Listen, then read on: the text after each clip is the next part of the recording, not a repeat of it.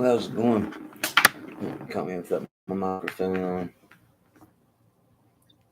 We'll see if they're like that.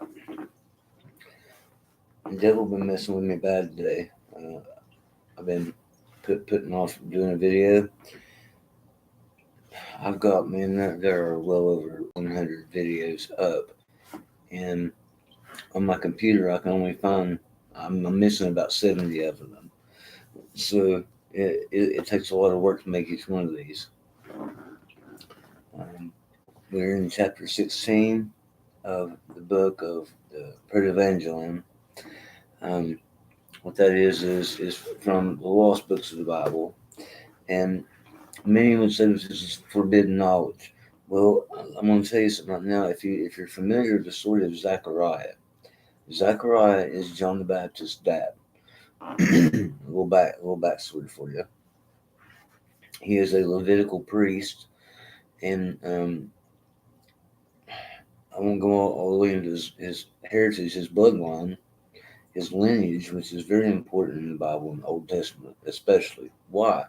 Well, because the bloodline that we're following here, the Levites and the tribe of Judah, the king line, this is where Christ is going to come from. And Christ fulfilled that coming through Mary and Joseph. They were both of these lines. So Zechariah was a Levitical priest, and he is John the Baptist's father. He was murdered. Um, for a long time, I didn't understand why. It just talked about him being killed. It was killing many of the priests and prophets in Bethlehem around the area at that time. Because why? Because when Christ comes on the scene, it shakes the world. It shakes the whole world up, and it did, and it's going to again. So that's why I'm doing this. It's the whole reason I'm doing this. Okay, stay with me. So we're in the 16th chapter here, and we're going to see. We're going to go a little deeper into John the Baptist's story. Uh, and why he was on the run and why things transpired as they did. It's going to make a lot of sense of that for you. So stay with me. Come in. Listen to something that matters. Let me put it out there.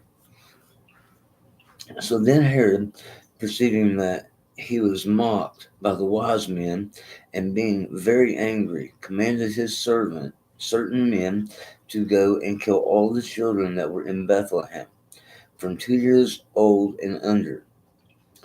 So this is right with the King James Bible, NIV Bible. I'm not trying to defend anyone. I'm giving this as an example. Don't be petty. We Christians, we got to come together. And this will line right up with whatever Bible, the Geneva Bible. Um, I have one of those very old 1800s. It was parallel with King James, KJV, and then you'll have NIV, and then in something IV. I don't know. I'm going off on something else here, but what I'm saying is this, in these books that are not allowed to be read by a lot of Christians for whatever reason, I don't know, they align right with whatever translation that you are with, as far as after the King James Version of the Bible. All right, a little history lesson. Be absorb knowledge. But Mary, hearing that the children were to be killed, being under much fear, took the child and wrapped him in swaddling clothes and laid him in an ox manger, because there was no room for them in the inn. Now these two books have just came back together. Mary had the child in a cave in this book, and then he ended up in an inn. In the King James and NIV, in these translations, you'll find that Christ only ends up being born and being laid in a manger in swaddling clothes. The difference is,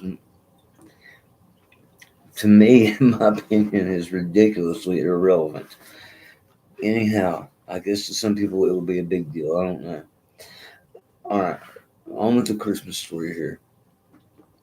Verse 3, Elizabeth also hearing that her son John the Baptist, this would be Jesus' cousin John, was about to be searched for, and took him and went up into the mountains and looked around for a place to hide him. And there was no secret place to be found. She couldn't find any place to hide out John the Baptist. Remember now, when John comes back, he'll be a wild man. He'll be eating locusts and wild honey, dressed in loincloth. Well, why? Well, this should make a lot of sense to you. He was a wild man. He was that's where he was raised. He had to run.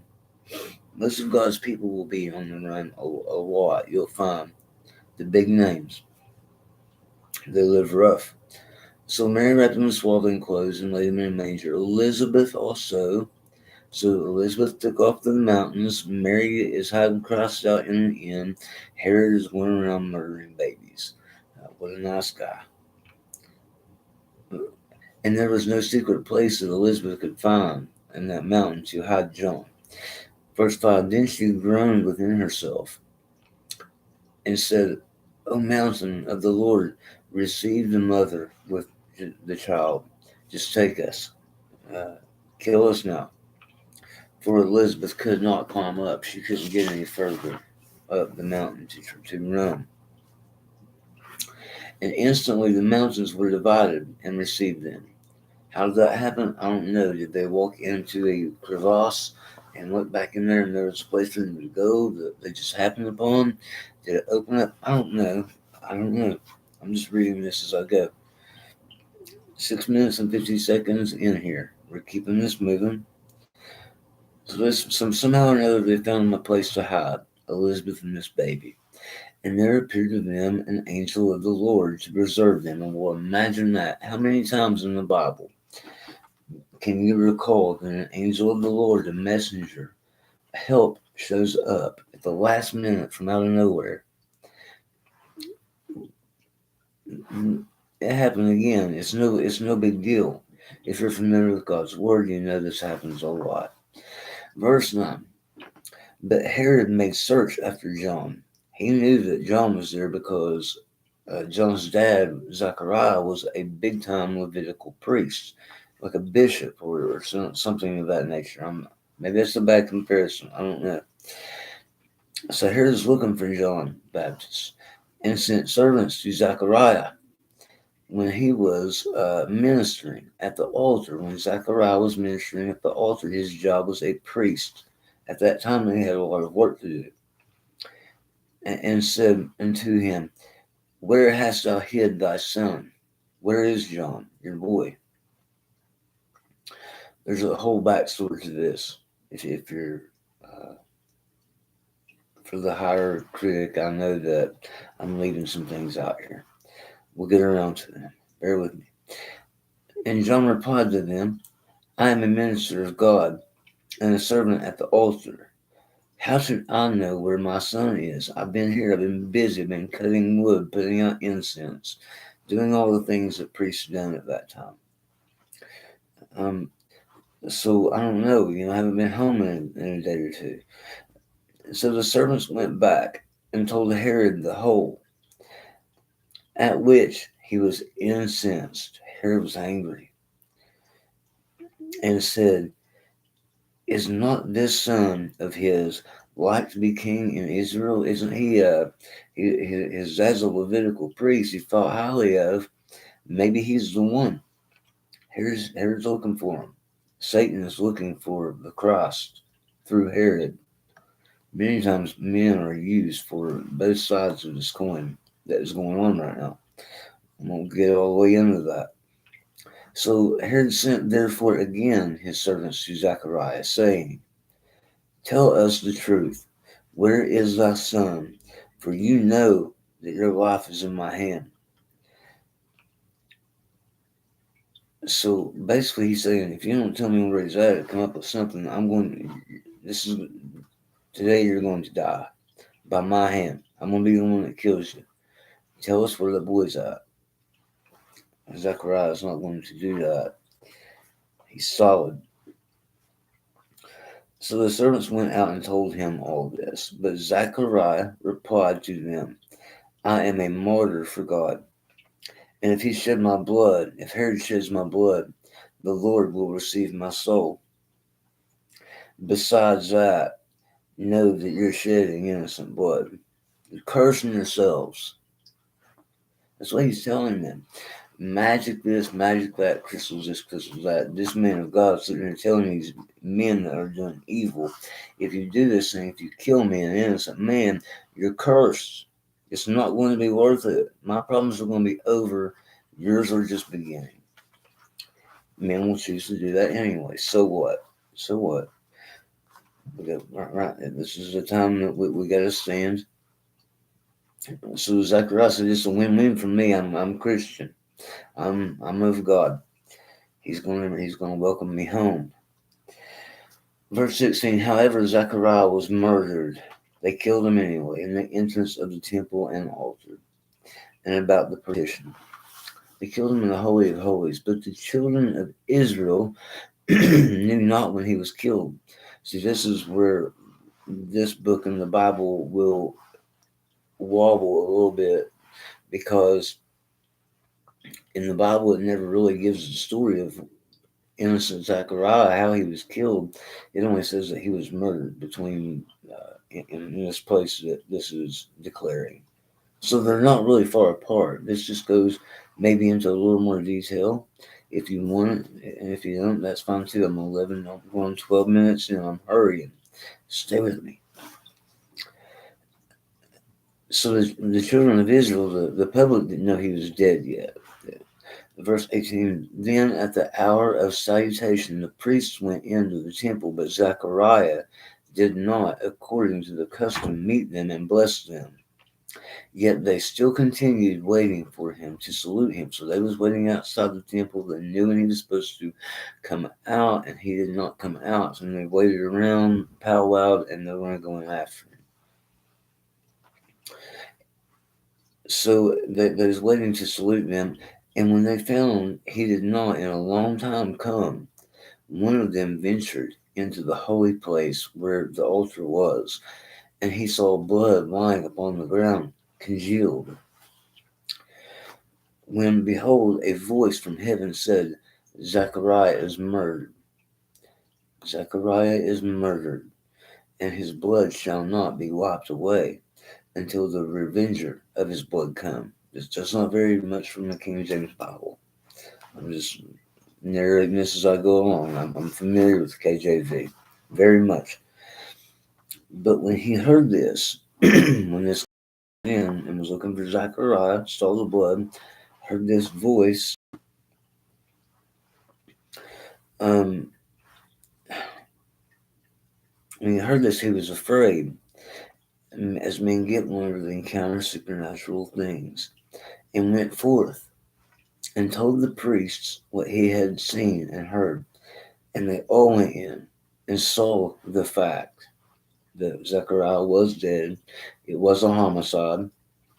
And they're putting together probably what happened, okay?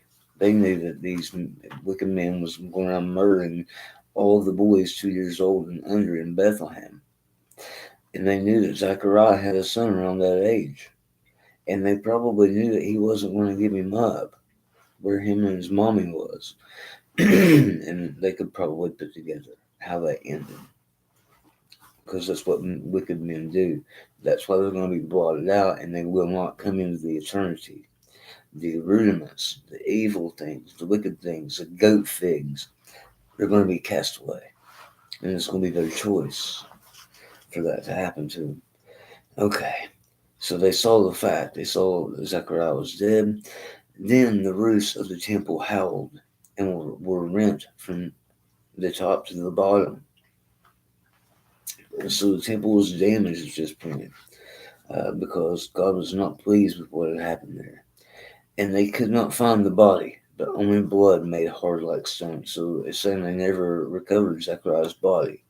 It turned into something else. What? I don't know. But this all agrees. All these things agree with what I read before in it. And it feels right. And that matters.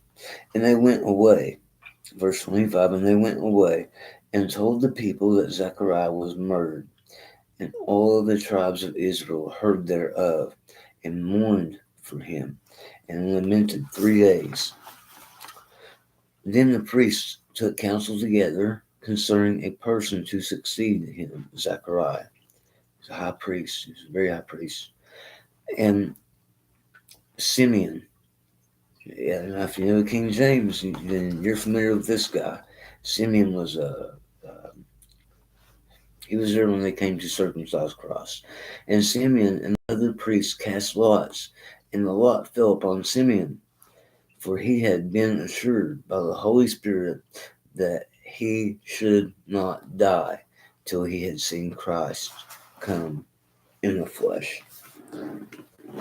Seeing the Word become flesh and dwell amongst us. That's what Simeon was waiting for. God always has his people on the scene, and he always will until the end. We will be here to ride this thing out all the way to the end. God's people will. If you're good, and can stand, and he knows that. Love you. Thanks for tuning in. Let's get out of here. Until next time, only plow.